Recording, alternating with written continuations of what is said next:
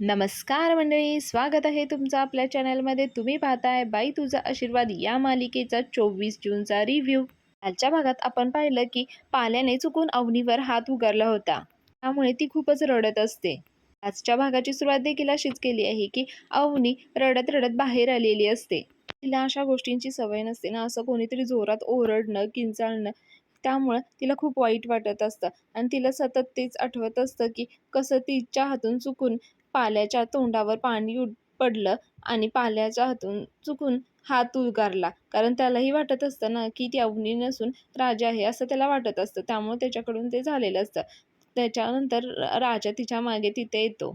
अवनी खूप रडत असते. मग ती राजाला पाहते आणि राजाला म्हणते, "अरे, तुला उठवायला गेले, पण चुकून त्याच्या अंगावर पाणी गेलं. मी मी मुद्दाम नाही केलेलं. चुकून झालं रे माझ्याकडून हे. सॉरी ना, प्लीज सॉरी ना." ती खूपच रडत असते. राजा म्हणतो, "अहो सॉरी कशाला म्हणताय? आणि हे बघा, तुमची चूक आहे असं नाहीये. पाण्या काय शहाणा नाहीये आणि तो झोपेत होता ना, तो आडबळून उठला आणि त्याला काय वाटलं मीच आहे हो. हा फक्त आहे ना गैरसमज आहे. बाकी काही नाहीये." पण अवनी म्हणत असते, "पण माझ्यामुळेच झालंय ना गैरसमज." अवनीला वाटत असतं की हे सगळं काही तिच्यामुळेच झालंय. मग राजा तिला समजावत असतो, "अहो तसं नाहीये. तुम्ही उगाच गैरसमज करताय." अवनी म्हणते, "अरे उगीच नाहीये रे. सगळं काही माझ्यामुळेच होतंय. माझ्यामुळे तुम्हाला अडचण होते. माझंच चुकलंय." राजा म्हणत असतो, "अहो मॅडम असं नाहीये." तिकडे सुलक्षणा आत्या बाहेर येते आणि ती पाहते की अवनी रडत असते. राजा तिला समजावत असतो, दरवेळी आपली चुकी नसते. कधी-कधी परिस्थितीचीही चुकी असते." राजा म्हणतो, "मी पाण्याच्या वतीने स्वतः तुमची माफी मागतो. नाही, हे मुद्दाम नाही केलेलं. अहो, तुम्ही असं टेन्शन नका घेऊ. असं नाही होणार परत." मग अरे, उलट मीच माफी मागायला पाहिजे. माझ्यामुळेच सगळं घडतंय हे. ते सुलक्षणा म्हणत असते, "ही धोंड्याची सून का बरं रडून राहिली आहे? काहीतरी भानगड आहे." असं म्हणून ती आतमध्ये जाते. आणि इकडे राजाला म्हणत असते, "तुम्ही एवढी सगळी मदत करताय मला आणि मी इकडे काहीतरी करत बसते." सुलक्षणा मग इकडे फोन घेऊन येते आणि त्यांचं बोलणं रेकॉर्ड करत असते फोनमध्ये. मी म्हणत असते, "मला कसं तरी होतं. त्याला काय वाटलं असेल?" राजा म्हणत असतो, "अहो, असं नाही होणार आहे परत." पण अवनीला खूप वाईट वाटत असतं. अवनी म्हणत असते, "मला अशा घरात राहायची सवय नाही आहे रे. मी प्रयत्न करते, पण तरीही तुम्ही आहे ना माझी खूप मदत केली. आता माझी आणखीन एक मदत करशील का?"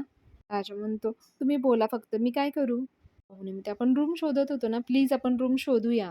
म्हणजे माझ्यामुळे तुम्हालाही त्रास नाही आणि मलाही वेगळं राहता येईल. प्लीज, प्लीज शोधूया आपण रूम. मी नाही राहू शकत अजून इकडे." राजा मनात बोलत असतो, "काही केल्या वेगळ्या रूमचं मनातून जातच नाहीये यांच्या." पाण्याने ना सकाळ-सकाळी असं तो स्वतःशीच बोलत असतो आणि म्हणते, "अरे, तू ऐकतोयस ना?" मी म्हणते, "हां, तुम्ही काळजी नका करू, आपण शोधू रूम." सुलक्षणाचं रेकॉर्डिंग अजून चालूच असतं. राजाचं चुकून लक्ष जातं आणि तो म्हणतो, "हां, ही बाई कधी गप्प बसणारच नाहीये." आणि म्हणते, "हां, काय झालं?" मग राजा म्हणतो, "आपण आत जाऊन बोलायचं का? इथं बाहेर आहे ना जरा विघ्न संतोषी लोकं आहेत, त्यांच्यासमोर तमाशा नको." अवनी देखील बघते सुलक्षणाला आणि मग ती आत जाते दोघंही. सुलक्षणा रेकॉर्डिंग बंद करते आणि म्हणते, "बघ धोंड्या, तुला कसं करते आता.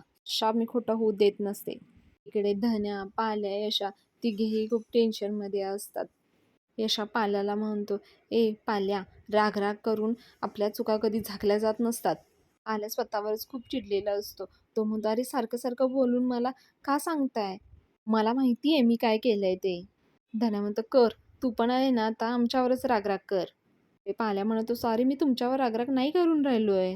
मला आहे ना माझाच राग येऊन राहिलाय." तेवढ्यात राजा आणि अवनी आतमध्ये येतात. अवनीला पाहून पाल्या त्याचं तोंड वळवतो. सगळेच शांत होतात. इकडे गॅरेजवर संध्या आलेला असतो. तो पसारा आवरत असतो. तिथे मग पायल येते. संध्या म्हणते, "ओ काय पायल मॅडम, आज टाईम चेंज, काय विषय आहे?" म्हणते, "गप्प ए डुचक्या, लय आगाऊ बोलून राहिला काय रे तू?" म्हणते, "ए पाणू कुठे आहे माझा?" संध्या म्हणतो, "ते नाही आले." मग पायलचे रिएक्शन, "अय्यो! अजून नाही आला?"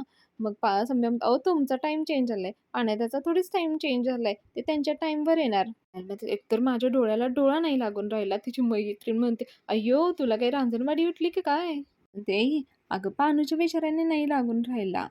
पायल म्हणते, "मी असा डोळा झाकणार तेवढ्यात पाणूची आठवण येते." पाणूचा चेहरा दिसणार, ते मोठे मोठे डोळे, वेस्ट इंडिज प्लेअर सारखे ते केस आणि कसं ते घोगऱ्या होतात. "ए पायले ने अय्यो!" पायलने एकदम करेक्ट एक्सप्लेन केलंय. पायलला तिची मैत्रीण मात्र म्हणत असे, "काय हे?" पायल पुढे म्हणत असे, "असं वाटत होतं कधीच एकदा सकाळ होते आणि पायलला भेटते." बघत बसते पावलूला. पण तिची मैत्रीण म्हणते, "अगं ए, येडी झाली की काय तू?" "हं, कंप्लीट." तिची मैत्रीण म्हणत असते, "काय गं? काय त्या मेकॅनिकच्या मागे लागली आहेस तू? कॉलेज क्वीन आहेस तू. हँडसम आणि श्रीमंत मुलं मागे-पुढे फिरतात तुझ्या. आणि काय तर त्या मामूली मेकॅनिकच्या मागे लागली आहेस?" पायल मात्र म्हणते, "ए ऋते, माझ्या पानूला मेकॅनिक-बिकॅनिक नाही म्हणायचं." अरे पायल म्हणत असते, "मग माझं पायवरून बोलायला लागला ना, माझ्या मनाच्या गिअरमधले गिअर असे खटाखट बदलायला लागतात." आणि पानूची स्माईल म्हणजे बंद पडलेल्या इंजिननं दिलेली शेल्फ आहे. एका झटक्यात स्टार्ट. म्हणून तर माझ्या फिलिंग्स ब्रेक फेल झालेल्या गाडीसारख्या पानू जानू, पानू जानू असं म्हणत धावत सुटतात. मी पुढं म्हणत असते, "पानूनं माझ्या फक्त मला बाई म्हटलं ना, की माझ्या हृदयाची धाक-धूक, धाक-धूक." पायल खूप वेडी झालेली असते पायलाच्या प्रेमात. त्याच्या सीनमध्ये तिचं सगळं प्रेम उतरणार आहे मंडळी. तुम्ही शेवटपर्यंत नक्की व्हिडिओ पहा. तिची मैत्रीण म्हणत असते, "काय तू त्या फालतू मेकॅनिकच्या मागे लागली आहेस? अगं त्याच्यापेक्षा एकापेक्षा एक तुला मिळतील." पायलला राग येतो तिचा. पायल म्हणते, "ए लुबरे, माझ्या पानूला फालतू-बिलतू म्हणायचं नाही हं. मला माहिती आहे की तुझी चॉईस किती फडतूस आहे ते. मी आत्ता गडा टाकला ना, की असे 100 पोरं पटवीन. पण माझ्या पानूसारखा जानू दिलवाला ना, पण शोधून पण सापडणार नाही बघ." ते संभ्या म्हणतो, "हिचं काय संपायचं नाही." मग तो तिचं ऐकून शेवटी त्याच्या कामाला लागतं. तिची मैत्रीण म्हणत असते, "अगं मी तुझ्या भल्यासाठीच सांगतेय." पायल म्हणते, "माझं भलं मला कळतं हं, आणि खूप चांगलं कळतं. तू निघ बरं इथनं. तुझ्यासारखी मैत्रीण आहे ना, दुश्मनाला बी क्या 7 जन्मात नाही मिळायला पाहिजे. तू निघ बरं." ती तिला समजावत असते. अगं पायल पण ती म्हणते, "ए जा तू तिकडं. तू तुटली तुझी आणि माझी मैत्रीण. जा तू." अंब्या तिच्याजवळ येतो आणि म्हणतो, "लयच दीडशानी आहे हो तुमची मैत्रीण." यार पहिल्यांदा म्हणते, "बघ ना." म्हणून ती म्हणते, "ए तुझं काय आहे? सांग बरं पानू कधी येणार आहे?" अंब्या म्हणतोस, "तू आतापर्यंत यायला पाहिजे होते, पण आज खरंच उशीर झालाय." पायल म्हणते, "अय्यो, घरी काही टेन्शन-बिन्शन नसेल ना?" मग संप्या म्हणतो, "वाटतंय असं असेल पण." तिची मैत्रीण परत येते. मग ती म्हणते, पायल तिला म्हणते, "ए तू परत का आली आहेस?" म्हणते, चालत जाऊ का?" पायल म्हणते, "उडत जा." तिची मैत्रीण म्हणते, "मग पैसे तरी दे." संप्या त्या दोघींकडे बघतच असतो. पायल मग म्हणते, "बस मेले, चल तुला सोडते." संध्या तिला बाय करतो आणि त्याच्या कामाला लागतो. पायल इकडे तिच्या मैत्रिणीला सोडते आणि मग ती तिथूनच नमीला फोन करत असते. नमीला फोन लावल्यानंतर नमी तिकडून फोन उचलते. मी तिकडे कपडे उन्हात घालत असते. नमी फोन उचलून हॅलो म्हणते. पायल म्हणते, "अहो हॅलो हॅलो काय करून बसला जाऊबाई? मला मला मला फक्त माझ्या पानूबद्दल सांगा बरं." मी म्हणते, "आत्ता? त्या चिडक्याबद्दल मी काय सांगू आता तुला?" आणि म्हणते, "अहो तो सकाळपासून इथं दिसून नाही राहिला. माझा फोन नाही उचलून राहिला." "खरं आहे ना सगळं?" नमी म्हणते, "अहो धाकट्या जाऊबाई एवढ्या का निगेटिव्ह होऊन राहिला? मला काय वाटतंय त्या पाण्यासारख्या माणसाबरोबर राहून राहून तुम्ही पण निगेटिव्ह झालाय." "अरे म्हणत तसं अहो 1 तास झालं मी तेच करून राहिले पण अजून नाही आला तो." "ते आहे ना मला 1 मिनिट पण नाही ना 1 तासासारखा वाटून राहिलाय." मी म्हणते, "अहो काय नाही ढुंगणभर करून झोपला असेल म्हणून उशीर झाला असेल. म्हणून तुम्ही उगीच असं निगेटिव्ह विचार करून राहिलाय. येईल तो येईल." पायल म्हणते, "अहो तुम्ही जरा बघता का तो कुठं दिसतोय का?" नमी म्हणते, "अहो तो काय अंगणात झोपतो का दिसायला?" तेवढ्यात नमीला पाल्या कपडे घेऊन घरातून बाहेर पडताना दिसतो. नमी म्हणते, "त्या जाऊबाई तुमची पॉवर जास्त जबरदस्त आहे बरं का." दिसला नागझाडा धीर. गॅरेजकडेच येऊ राहिलाय वाटतं. पायल तिकडून म्हणते, "अहो जाऊबाई असं आपल्या माणसाबद्दल नागझाडा वगैरे असं बोलू नये. आपल्या माणसाला वाईट वाटते की नाही?" म्हणते, अगं बाई तुला लयच काळजी आहे." म्हणते, "हां मग वाटणारच ना माझ्या हार्टचं इंजिन आहे ते." "असं ओजी माणूस मला परत भेटणार आहे का?" पायल खरंच खूप छान ॲक्टिंग करते मंडळी. तुम्हाला आवडते का पायलची ॲक्टिंग? का आवडत असेल तर प्लीज कमेंट करून सांगा. म्हणजेच आपलं कधी लग्न होतं आणि कधी एकत्र आपण सुखाने संसार करतोय असं मला वाटतंय बघा. नमी म्हणते, "मला पण असंच वाटून राहिलंय." Same pinch, same to same. मनातलंच बोललीस बघ तू. इकडे आतमध्ये दत्ता नमीला बोलवत असतोय. "नमी माझं डोकं धरलंय." मग नमी म्हणते, "अगं दत्ता मामा आहे ना माझं डोकंच खाऊन राहिलंय. धाकट्याचं उभे मी फोन ठेवते." पायल गॅरेजवर जाते. इकडे राजा म्हणत असतोय, "अगोदरच बाईचा आशीर्वाद मिळत नव्हता आणि आता मिळालाय. वागण्याची ही अशी तऱ्हा." मग यशाला थोडंसं वाईट वाटत असतं कारण पाल्या काही खाऊन गेलेला नसतो. राजा म्हणत असतो, "अरे जाऊ दे रे, एक दिवस नाही जेवला म्हणून काही फरक पडत नाही." त्याला म्हणत असतो, "अरे राजा तू आता काय म्हणून राग करून राहिला रे?" राजा म्हणतो, "अरे त्या सुली आत्यानं ना डोकं खराब करून ठेवलंय. अण्णा म्हणतात ना ती कावळी नाही ते बरोबर म्हणतात तिच्यासाठी बघ." त्याला म्हणतो, "आत्यानं काय केलं आत्ता?" मग राजा म्हणतो, "अरे, त्या रडत होत्या ना, तर त्यांचा व्हिडिओ काढत होती ती." धन्या म्हणतो, "व्हिडिओ काढत होती? कशाला बरं? ती काय स्टेटसला ठेवणार आहे?" यशाला खूपच टेन्शन यायला लागतं. पुढे राजा म्हणतो, "हां, ठेवणारच असेल ती स्टेटसला. बोंबाबोंब करणार, स्टेटस ठेवणार आणि स्वतःचा स्टेटस तेवढा वाढवणार." बाहेर अण्णांना सोडायला एक कॉन्स्टेबल आलेला असतो. त्यांनी सोडल्यानंतर अण्णा त्याला म्हणतात, "हां, ओके, थँक यू, धन्यवाद." कॉन्स्टेबल अण्णांना म्हणत होता, "अरे धोंड्या, पोलीस स्टेशन म्हणजे काय रेल्वे स्टेशन नाहीये सारखं-सारखं यायला." अण्णा म्हणतात, "मला काय हौस नाही तिकडे यायची." ते सुली आणि दत्त्या काड्या करायचं काही थांबवतच नाहीयेत. कॉन्स्टेबल म्हणत असतो, "अरे बाबा काय आहे ते एकदा सोडवून घे. प्रत्येक वेळी तुला न्यायला या, तुला सोडवायला या." तेवढ्यात अवनी बाहेर येते. अवनीला अण्णांना बघितल्यानंतर खूप आनंद झालेला असतो. ती तिकडे थांबलेली असते. मग कॉन्स्टेबल म्हणतात, "ही कोण आहे?" अण्णा म्हणतात, "ही आमच्या घरची लक्ष्मी, माझी सूनबाई." कॉन्स्टेबल म्हणतात, "झालं का तुझ्या मुलग्याचं लग्न?" अण्णा म्हणतात, "हां मग?" कॉन्स्टेबल म्हणतात, "आम्हाला नाही बोलवलं लग्नाला?" अण्णा म्हणतात, "हां बोलवलं होतं. मी फोन करून आहे ना मोठ्या साहेबांना सांगितलं होतं. सगळ्या स्टाफला निमंत्रण देऊन यायचं. जगदाळे साहेब एकटेच येऊन राहिले." मग ते कॉन्स्टेबल म्हणतात, "ड्युटीमुळे गोची होती. कुठंच जायला मिळत नाही बघ." अण्णा म्हणतात, "हां ते पण बरोबर आहे. 24/7 तुमची कामं सुरू असतात ना." मग कॉन्स्टेबल, "चल येतो. आता तरी सुधर, घरात सूनबाई आलीये. नाहीतर जाईल ती पण घर सोडून." अण्णा म्हणतात, "नाही, नाही, नाही ती जाणार घर सोडून." मग कॉन्स्टेबल म्हणतात, "चल जातो." मी विचार करत असते, रात्रभर पोलीस स्टेशनमध्ये कसे राहिले असतील अण्णा. मग सुलक्षणा आणि दत्ताचा सीन घेतलेला आहे. सुलक्षणा म्हणत असते, रात्रभर पोलिसांनी चांगली जिरवली असेल याची. चांगला कुदवला असेल याला. दत्ता म्हणते, "कशाची जिरते ग याची? तो काय एकदा गेलाय का आतापर्यंत? आतापर्यंत 4-5 वेळेस गेलेला आहे. त्याला ना कशाची फिकीर नाही बघ. ना इज्जतीची ना मार खायची. तो आहे ना पोलिसालाच इंग्लिश बोलू बोलू बोलू बोलू टोचत असेल बघ. पोलीसच म्हणत असेल, जा जा बाबा एकदाचा निघून तू." आता पुढे म्हणत असत, "त्याला काही फरक पडत नाही ग. कोडगा झालाय तो." सुलक्षणा म्हणते, "कोडगा होता. पण आता घरात भीती आलीये ना." दत्ता म्हणतो, "भीती?" सुलक्षणा म्हणते, "सून सून म्हणजे घरची आबरू असती. ती जायची भीती असते ना. त्या दिवशी तुझ्या लक्षात नाही आलं का? सुनेसमोर पोलीस घेऊन जात असताना कशी मान खाली घालून गेला होता. एकदा का त्याची घर सोडून सून गेली ना, त्याची कशी नांगी ठेचली जाते बघ. लक्ष्मीबाईने गेली ना, तेव्हा कसं जीनं हराम करून ठेवलं होतं त्याचं. पार मरायला टेकला होता.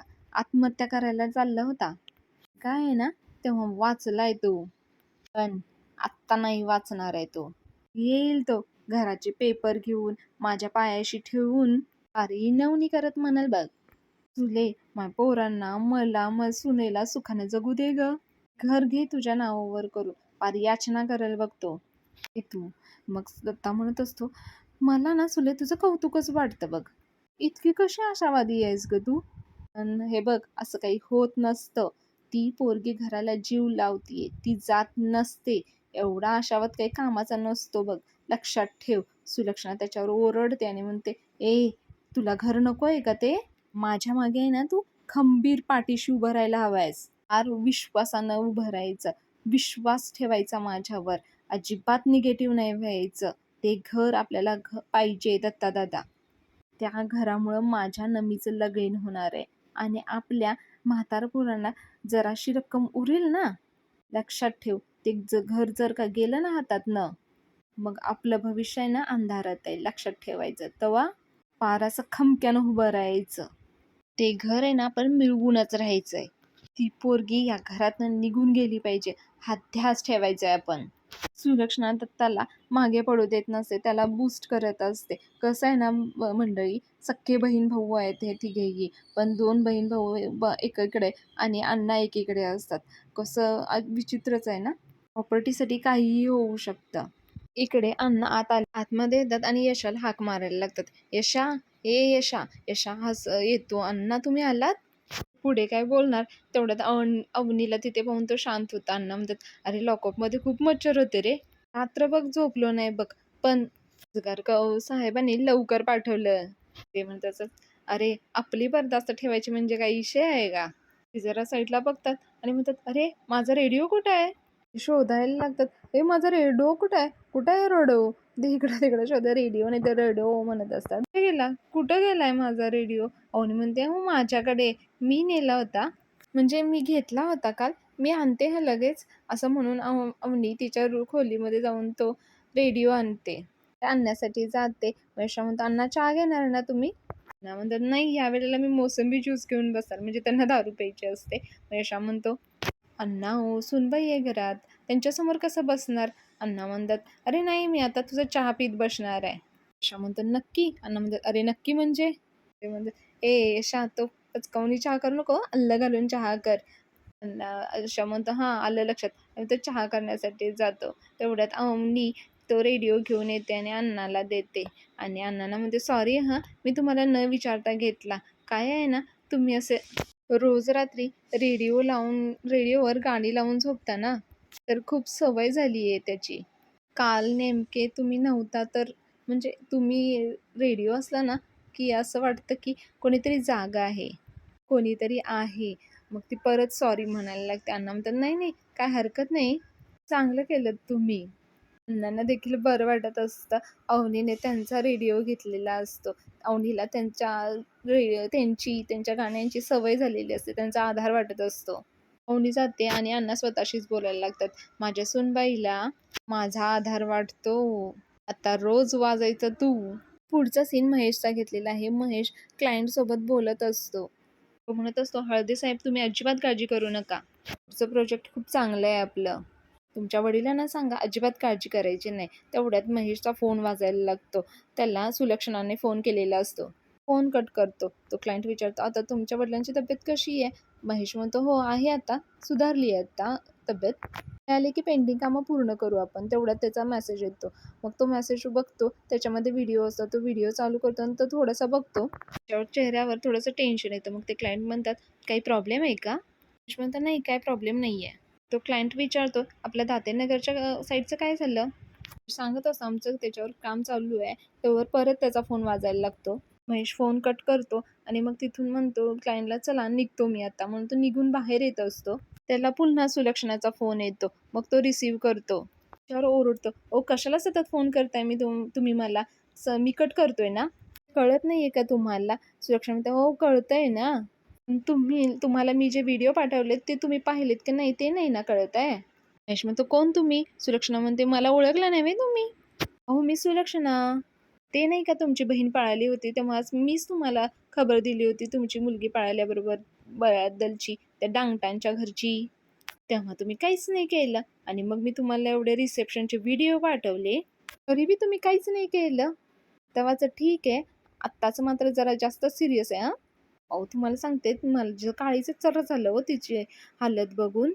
त्या धोंड्याच्या पोरांना ना बोलण्याची ना वागण्याची पद्धत काय सांगू तुम्हाला, एवढी घडाघडा रडत होती ना ती. जरा बघा ते व्हिडिओ बघा. अहो नवऱ्यानं तुला ना बेदम मारला असणार आहे. एक पोरगं धड नाहीये बघा त्या धोंड्याचं. अहो तुम्ही सख्खे भाऊ आहे त्या पोरीचे, या आणि घेऊन जा त्या पोरीला. तर महेशकडे चिडतो आणि म्हणतो, "ओ, की काय करायचं आणि काय नाही करायचं हे शिकवू नका तुम्ही मला." सुरक्षा म्हणते, "अहो मी कशाला शिकवणार तुम्हाला?" महेश तिकडून चिडून म्हणतो, "ओ फोन ठेवा हो तुम्ही." सुरक्षा म्हणते, "काय?" महेश म्हणतो, "हे बघा, मी माझ्या कामांमध्ये बिझी आहे, मी बाहेर आहे.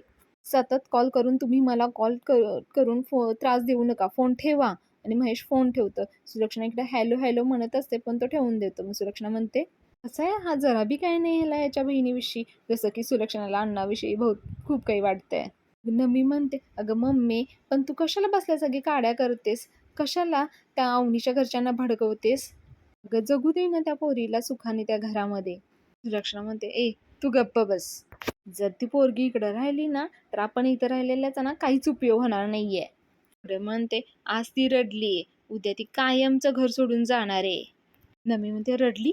का रडली?" सुलक्षणा तिच्यावर ओरडते आणि म्हणते, "ए तुला काय करायचंय? मोठ्यांच्या गोष्टी समजण्या इतकी ना तुला अक्कल नाहीये. जा तू, चहा ठेव जा. जाय पडदिशी." असं म्हणून सुलक्षणा नमीला आतमध्ये घालवते. स्वतःशीच बोलत असे, "इच्छा असो किंवा नसो, तुला आहे ना व्हिडिओ तर बघावंच लागेल." असं ती महेशला म्हणत असते फोनमधूनच. महेशला न राहून ना तिथेच तो फोन त्याचा ओपन करतो आणि व्हिडिओ बघत असतो. अवनी म्हणत असते, "मला अशा घरात राहायची सवय नाहीये." प्रयत्न करते, पण तरीही महेशला ते बघून अस्वस्थ होत असतं. पुढे पाल्याचा सीन घेतलेला आहे. पाल्या गॅरेजवर आलेला असतो. संप्या म्हणत असतो, "अरे बाबा, ब्रेक वायर बदलायला सांगितली होती, ते की नाही केलंस? काय आज सूर्य कुठं उगवलाय?" ते पाल्याचं लक्षच नसतं. मग संभ्या म्हणतो, "अय पाण्यादा." आलेला खूप राग आलेला असतो, म्हणजे त्याला स्वतःचाच राग आलेला असतो. त्यामुळे तो सगळ्यांवर चिडचिड करत असतो. संभ्या परत ओरडतो, "अय पाण्यादा." पाल्या त्याच्यावर चिडतो आणि म्हणतो, "ए डोक्यात फरक पडून राहिला काय रे तुझ्या?" सॉरी, तो स्वतःलाच म्हणतो, "माझ्या डोक्यात फरक पडेल आहे म्हणून." म्हणत असतो राजा म्हणतोय, "तेच बरोबर आहे. मला ना अजिबात अक्कलच नाहीये." संभ्या म्हणतो, "अरे राजा, त्याचं केव्हापासून ऐकायला लागला तू?" पाल्या म्हणतो, "अरे मोठा भाऊ आहे तो माझा. मी लहान आहे. 2 वर्षांनी का असेना, पण लहानच आहे. लहानग्या भावानं कसं वागायचं याची अक्कलच नाहीये माझं. वहिनींवर कसं काय हात उगारू शकतो मी?" त्याला खूप वाईट वाटत असतं. चुकून का असेना, पण त्याच्याकडनं अवनीवर हात उचलला गेलेला असतो. मग पाला पुढे म्हणत असतो, "अरे संभ्या, माझ्यामुळं वहिनीच्या डोळ्यात पाणी आलं. कसं काय करू शकते मी असं? मी आहे ना रॉंग केले. चूक केली आहे बघ मी."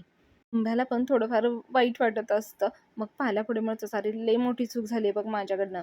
त्यात पायल येते आणि ती लांबूनच "पानू" असं म्हणून ओरडत असते. संभ्या म्हणतो, "हे घ्या, आलं तुमचं वादळ बघा." इकडे पायल धावतच पाल्याजवळ जाते आणि "पालू" असं म्हणून त्याच्याजवळ जात असते. पण इकडे पाल्या चिडलेला असतो. तो म्हणतो, "ए संभ्या, हिला सांग यू टर्न मारायला. जशी आली आहे तशी माघारी परत जायला सांग तिला."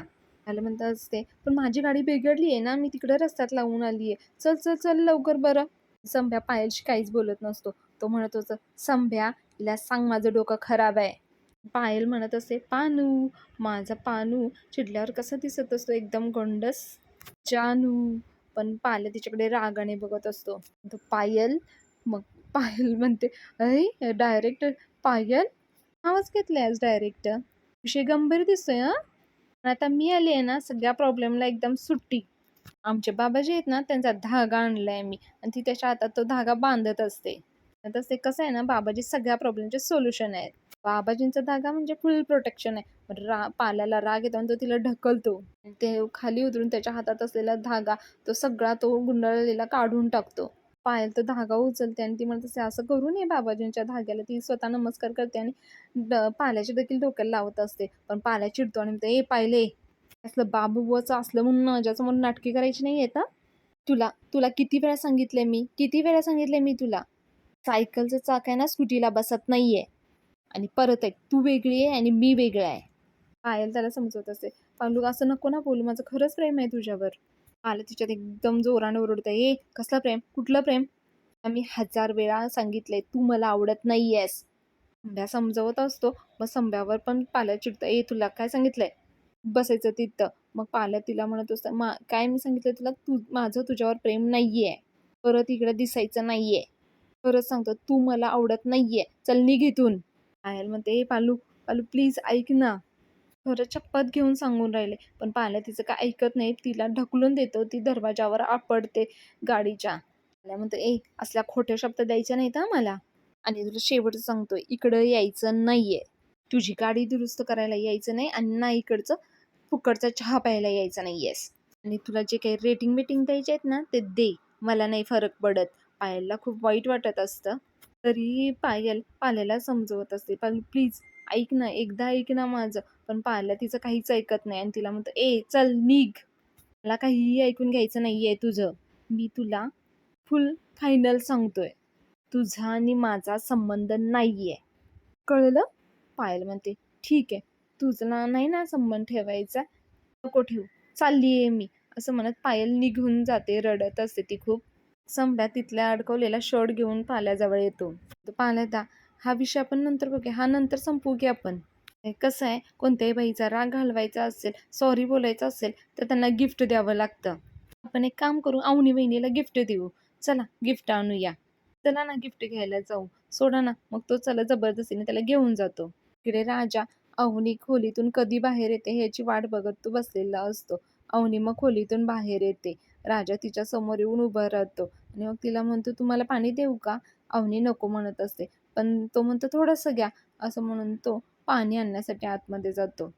राजा पाणी घेऊन आल्यानंतर अवनी थोडंसं पाणी पिते.